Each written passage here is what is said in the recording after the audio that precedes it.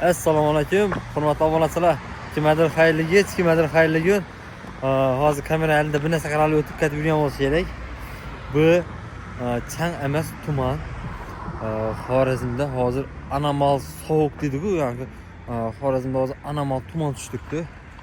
Tumana qarang bu. Mana hozir sizlar yaxshi joyda yaqinlashtirib ko'rsataman. Tumanni quyliqini görüyorsunuz. Shuningdek quyib o'tiribdi tuman, quyib tushgan.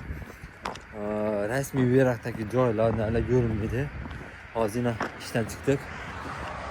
Ayak kiyimchida şurada dükkanda iş boshqaruvchimiz, sotuvchimiz.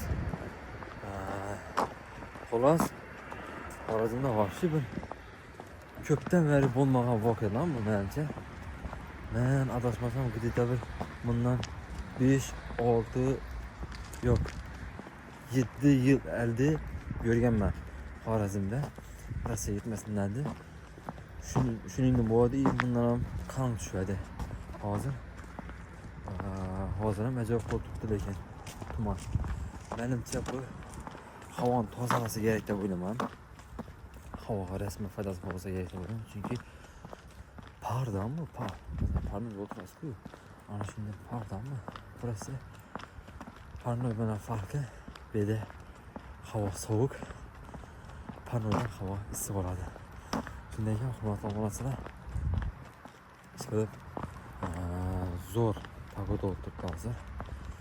Hurmatli obunachilar, xudo xolasa YouTube kanalimizdan ham faoliyatimizni yana boshlayapmiz.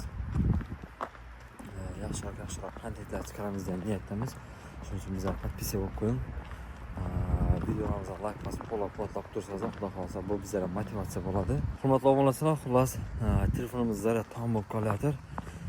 Shunday ekan, bizlar obuna bo'lib qo'ying, bizga kuzatib borishda davom qiling. Xudo xolasa zo'r sizlarga foydali bo'lgan kontentlarni bizga chiqarib borishda davom qildiramiz. Hurmatli obunachilar, telefonimiz o'chib qoldi. Shuni hozir sherkim telefondan switchdan foydalanib turibman. Hurmatli obunachilar, hammaga rahmat, salomat bo'ling.